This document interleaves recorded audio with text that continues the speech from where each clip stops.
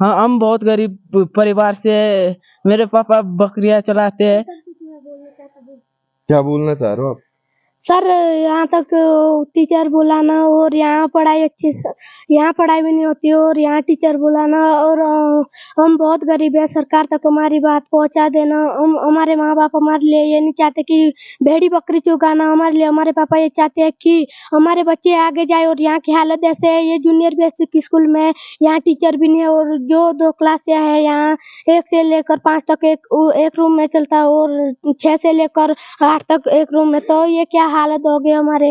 Sir हम ये नहीं चाहते कि हम भेड़ी बकरी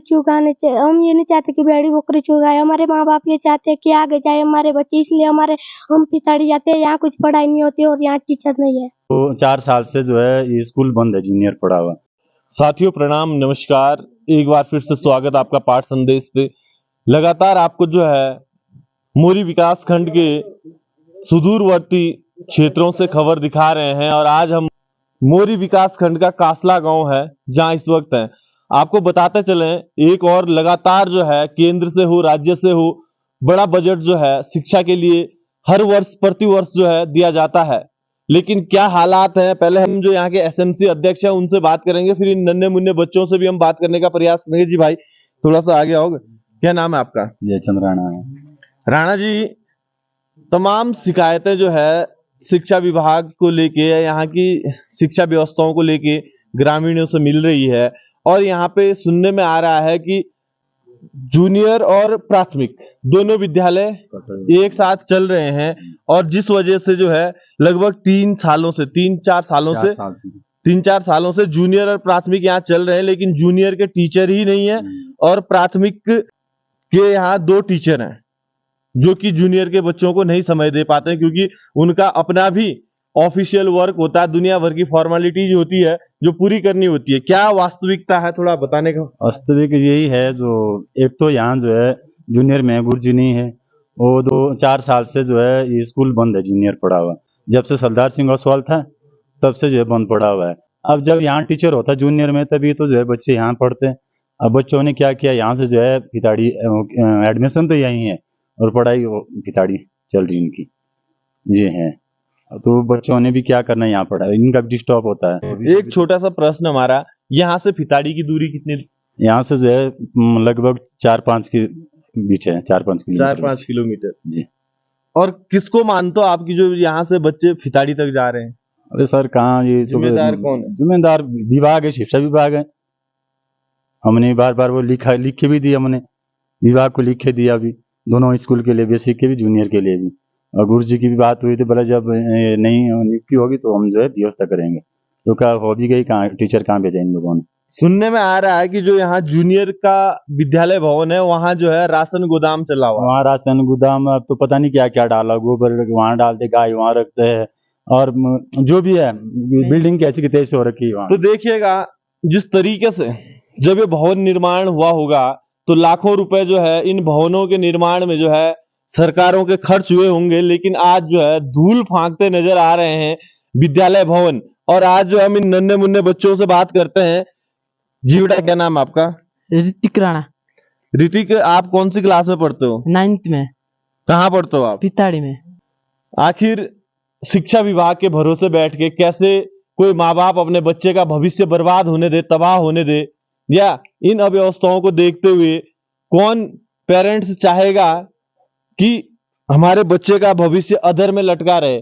शिक्षा विभाग की इन्हीं व्यवस्थाओं की वजह से हमारे ये सरकारी स्कूल जो है धीरे धीरे खाली होने लग गए हैं और लोग अपने बच्चों को दूर दराज क्षेत्रों में मोरी प्रोला जैसी जगहों पे लेके जाके पढ़ाने लगे हैं।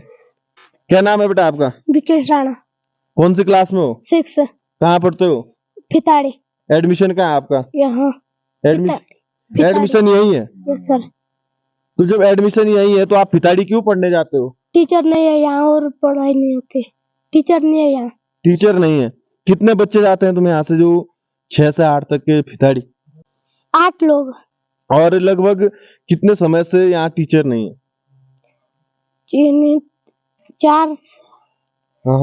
4 सालों से। 4 साल से। तो देखिएगा और क्या लगता है आपको कि कितनी दिक्कत होती है आप लोगों को? यहाँ से आप फिताड़ी जाते हो, कितनी अव्यवस्था होती है? यहाँ से पिताड़ी जाते हुए तो चलिए देखिएगा आप किस तरीके से इन बच्चों को पैदल चलना पड़ता है। 4 किलोमीटर यहाँ से फिताड़ी और फिताड़ी से 4 किलोमीटर यहाँ वापस कासला आना पड़ता है। एक बच्चा और हमारे साथ है। भाई साहब बहुत खांसी होने लग गई है। क्या नाम है बेटा आपका? लोकेश लोकेश, कौन सी क्लास में पढ़ते हो? 2 में। कहाँ पढ़ते हो? कासला कासला। यहाँ गुरुजी कितने हैं आपके स्कूल में? 2 डेली स्कूल लगता है? जी परमानेंट रोज गुरुजी आते हैं? जी एक कभी कभी आता है और कभी कभी एक गोजी आता है। कभी कभी एक गुरुजी आता है, कभी कभी एक गुरुजी। लगभग कितने समय से? 9 बजे। 9 बजे। अच्छा, तो चलिएगा ये देखिए क्या हालात है। अध्यक्ष साहब आपके पास आना चाहेंगे। क्या हकीकत है? कभी कभी एक टीचर आता है, कभी एक टीचर आता है, क्या बारी लगा रखी है क्या? बाहर तो सर नहीं है, इनका शायद कुछ डाक भेजनी है, कुछ डाक से एक आदमी डाक से जाता है, एक यहाँ उपस्थित होता है, तो ये को बेचारा दूर किसी दूर से भी नेपाल बॉर्डर से है। यदि छात्र संख्या की बात करें, यहाँ तकरीबन कितनी 1 से 5 तक छात्र संख्या है? ये वो मतलब 45 करीबन होंगे, इतनी तो मैंने नहीं ली। तो 45 करीबन बच्चे हैं। तो 45 करीबन बच्चों पे, और हमारा ये दूरस्थ क्षेत्र है, दुर्गम है, सुगम में नहीं है, दुर्गम क्षेत्र में ये स्कूल्स हैं, और 45 बच्चों के ऊपर हमारे पास 2 शिक्षक हैं। उन्हीं 2 शिक्षकों ने हमारे बच्चों को भी पढ़ाना होता है, और वही 2 शिक्षक तमाम ऑफिस वर्क जो होते हैं, कार्यालय के जो कार्य होते हैं वो निपटाने होते हैं। तमाम दुनिया भर की इनकी डाकें होती है शिक्षा विभाग की, वो समय पे पहुंचानी होती है। नेटवर्क की स्थिति यहाँ पे क्या है? जरा नेटवर्क की तो बहुत बड़ी कंडीशन है। तो देखिएगा, कनेक्टिविटी ना होने की वजह से, नेटवर्क ना होने की वजह से ज्यादा दिक्कतें और सामने आने लगती है। साथ ही जितने भी इस घाटी में शिक्षा विभाग के द्वारा स्कूल संचालित हो रहे हैं, तमाम स्कूलों की वो दशा है। और एक बड़ा बजट जो प्रतिवर्ष हमारे, चाहे मिड डे मील के नाम से हो, चाहे दुनिया भर के स्वच्छ भारत मिशन का बजट जो है शिक्षा विभाग के तहत विद्यालयों में लग रहा है, आपका बेटी बचाओ बेटी पढ़ाओ, अनेकों योजनाएं जो है शिक्षा विभाग में जो है केंद्र सरकार राज्य सरकारों की लग रही है, और एक बड़ा बजट जो है शिक्षा के लिए खर्च होता है। लेकिन जब इस प्रकार की शिक्षा हमारे नौनिहालों को मिलेगी, ये युवा जो आने वाले भविष्य हैं, क्या इनका भविष्य होगा? किस दिशा में ये कार्य करेंगे? ये किसी बड़े पद पे जाएंगे, या फिर सरकार इनसे भी भेड़ बकरियां ही चुगवाना चाहती है? समझ में हमारे ये नहीं आ रहा है। पूरा क्षेत्र बड़ी बदहाल स्थिति में है। शायद हम भी बोल बोल के थक चुके हैं। धन्यवाद, नमस्कार। मेरा अनुरोध आपसे सिर्फ इतना है कि कोई तो सुध लेने वाला बने, कोई तो हमारे इस दूरस्थ क्षेत्र की सुध ले, यहाँ की व्यवस्थाओं को सुधारने का प्रयास करे, क्योंकि इतनी दयनीय स्थिति हो चुकी है भाई साहब की जानवरों की तरह यहाँ के लोग ना जीवन जीने को मजबूर है। सड़कों की हालत, आधे गांवों में तो अभी सड़कें ही नहीं है, नेटवर्क कुछ है ही नहीं। शिक्षा के हालात हम आपको लगातार दिखा ही रहे हैं। एक जो सबसे इंपॉर्टेंट चीज है, देखिएगा क्लास 1 से 5 तक के बच्चे किन क्लासों में पढ़ते हैं, ये देखिएगा।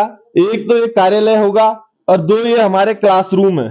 और हम अध्यक्ष साहब से भी, जो यहाँ एसएमसी अध्यक्ष हैं, उनसे भी जानने का प्रयास करेंगे। ये वो 2 क्लासें हैं। अध्यक्ष साहब, किस तरीके से संचालित हो रही है क्लासें? इसमें जो है 1 से लेकर 5 तक क्लास चलती है इस कमरे पे। इसमें जो है 6 से लेकर 8 तक चलती है। इसमें तो टीचर नहीं है, और जो बेसिक के टीचर है वो तो इसकी देखभाल नहीं करते हैं। जो तो कुछ बच्चे तो यहाँ से फिताड़ी शिफ्ट हो गए हैं, जो जागरूक पेरेंट्स हैं, शायद उन्होंने, जिनके माँ बाप पढ़े लिखे होंगे, सोच समझदार होंगे, तो उन्होंने अपने बच्चे कुछ फिताड़ी भेज दिए। और जो ऐसे कमजोर घर के हैं, जिनको मतलब कोई पता नहीं दे दुनिया का, उनके बच्चे यही हैं अभी। तो इन दोनों कमरों पे जो है जूनियर का इधर चल रहा है, बेसिक का इधर चल रहा है। तो देखिएगा साहब, मजबूर है हम बोलने को, और मैं चाहता नहीं हूं बोलना। हम ये नहीं चाहते कि हम किसी को सुनाएं। यार व्यवस्थाएं सुदृढ़ करनी है ना, करो ना। शासन तुम्हारा, प्रशासन तुम्हारा, नेता तुम्हारे, तुम, उसके बावजूद व्यवस्थाएं सुदृढ़ नहीं है। 1 से 5 तक यानी कि 45 बच्चे, इस क्लास में भाई साहब भेड़ बकरियों को जैसे ओबरे में बंद करते हैं ना, वो हालात हमारे बच्चों की हो गई है। और यहाँ पे ये देखिएगा 6 से 8 के बच्चे जिनके पास टीचर ही नहीं है। आज संडे है, स्कूल बंद है, कक्षा 1 से 5 तक यहाँ कक्षाएं संचालित हो रही है। क्या इन क्लासों के लिए, इनके सुदृढ़ करने के लिए, इनकी व्यवस्थाओं को सुदृढ़ करने के लिए बेहतर विकल्प शिक्षा विभाग के पास नहीं हो सकता? एक ऐसा रोड मैप नहीं बन सकता है कि ये स्कूल, हमारे जो मॉडल स्कूल्स हैं उनके भी हालत दयनीय है, इनको भी डेवलप किया जाए? और साथ ही साथ कौन पेरेंट्स चाहता है कि हम अपनी खेती बाड़ी छोड़ के शहरों की ओर भागें? इसके बाद हम आपको वो स्कूल भी दिखाएंगे जहां घास भूस रखा है, जो राशन गोडाउन बना हुआ है, वो स्कूल भी आपको दिखाएंगे, तो बने रहिएगा। लेकिन जब हमें एसएमसी अध्यक्ष और ग्रामीणों ने विद्यालय के हालात बताए तो जमीर हमारा भी कहीं ना कहीं जागा हुआ है। हम इतने मरे हुए जमीर के नहीं थे कि हम ये असुविधा अपने पूरे प्रशासनिक तंत्र और राजनेताओं तक ना रखते। तो ये हालात हैं, साथ ही बने रहिएगा। हम आगे भी आपको और खबरें दिखाएंगे किस तरीके से जो जागरूक पेरेंट्स थे उन्होंने अपने बच्चे यहां से शिफ्ट किए, और जो बेचारे घर गांव के सीधे साधे भोले भाले माँ बाप जिन्हें स्कूल का ABCD नहीं पता, वो बच्चे जो है आज भी यहीं धक्के खा रहे हैं। तो चलिए बने रहिएगा। है जी, यहाँ पे आप जैसे हमारे इसे नरेंद्र मोदी प्रधानमंत्री और मुख्यमंत्री तक ये बातें पहुंचाए, और यहाँ के लिए अच्छी सुविधाएं और टीचरों को बुलाए ताकि यहाँ के बच्चे और आगे तक पढ़े। हाँ, हम बहुत गरीब परिवार से, मेरे पापा बकरियां चलाते हैं। क्या बोलना चाह रहे हो आप? सर, यहाँ तक टीचर बुलाना, और यहाँ पढ़ाई यहाँ पढ़ाई भी नहीं होती, और यहाँ टीचर बुलाना, और हम बहुत गरीब है, सरकार तक हमारी बात पहुँचा देना। हमारे माँ बाप हमारे लिए ये नहीं चाहते कि भेड़ी बकरी चुगाना, हमारे लिए हमारे पापा ये चाहते हैं कि हमारे बच्चे आगे जाए। और यहाँ की हालत ऐसे है, ये जूनियर बेसिक स्कूल में यहाँ टीचर भी नहीं है, और जो 2 क्लास है यहाँ 1 से लेकर 5 तक एक रूम में चलता है, और 6 से लेकर 8 तक एक रूम में। तो ये क्या हालत हो गई हमारे। सर, हम ये नहीं चाहते कि हम भेड़ी बकरी चुगाए। हमारे माँ बाप ये चाहते हैं कि आगे जाए हमारे बच्चे, इसलिए हम पिताड़ी जाते हैं। यहाँ कुछ पढ़ाई नहीं होती और यहाँ टीचर नहीं है। चलो, हम पूरी कोशिश करेंगे बेटा कि आप लोगों की आवाज हमारे उन नेताओं तक पहुंचे जो सिर्फ मंचों से बड़ी बड़ी बातें करते हैं, या हमारे देश के यशस्वी प्रधानमंत्री जिनके नाम से कैसे कैसे लोग नेता बन गए, जिनके वजह से हमारे हालात, हमारे बच्चों के हालात ऐसे हैं। मैं आज फिर एक बार गुहार अपने तमाम नेताओं से, प्रशासनिक अधिकारियों से लगाना चाहता हूं कि आखिर सर जमीर मर गया क्या हम लोगों का? जो हमारे इन विद्यालयों में आज भी अव्यवस्थाएं हैं, हमारे इस दूरस्थ क्षेत्र में आज भी दयनीय हालात हैं, जानवरों की तरह लोग जी रहे हैं। कुछ तो सुध लीजिए जिलाधिकारी महोदय, मेरा आपसे हाथ जोड़ के निवेदन है कि इन बच्चों की सुध ली जाए, इस क्षेत्र की सुध ली जाए। यही नहीं, दूसरा क्षेत्र हमारा दूनी बित्री जो क्षेत्र है, तीसरा हमारा पर्वतीय क्षेत्र जो ओसला गंगाड़ है। ऐसी हालात इन क्षेत्रों की है कि राजस्व की सेवा इनको नहीं मिल पाती है, सरकार की जन कल्याणकारी योजनाएं इन तक नहीं पहुंच पाती है। शिक्षा के हालात आप देख ही रहे हैं, क्या बोले कितना बोले। स्वास्थ्य की दशा आपको दिखाएंगे भी और दिखा भी रहे हैं। रोडे चपट है, सिर्फ बड़े हैं तो कुछ ठेकेदार, जिन्होंने इन गरीब बच्चों का शोषण करके इनके हक की चीजें बिल्कुल खा के पचा गए हैं। तो कृपया करके प्लीज अनुरोध है, या तो रवाई घाटी को पृथक जिला घोषित कर दीजिए, सरकार से मेरा यह कहना है। तब जाके यहां जब नौगांव बड़कोट प्रोला में कहीं डीएम बैठेगा तो इस क्षेत्र की सुध ली जाएगी। नहीं तो इतना बड़ा जनपद हमारा कि यहां जिला अधिकारी भी 6 महीने में एक बार आते हैं। तो प्लीज आप लोग संज्ञान लें, और हमारे तमाम दर्शक इन बच्चों की आवाज जो है ना अवश्य शेयर कीजिएगा, अन्यथा अन्यथा आप हमें देखना बंद कर दीजिए, हमें अनफॉलो कर दीजिए। इन बच्चों के पास भाई साहब यहाँ नेटवर्क नहीं है, ये वीडियो देखेंगे, कब देखेंगे पता नहीं, ये खबर इन तक पहुंचेगी या नहीं। धन्यवाद।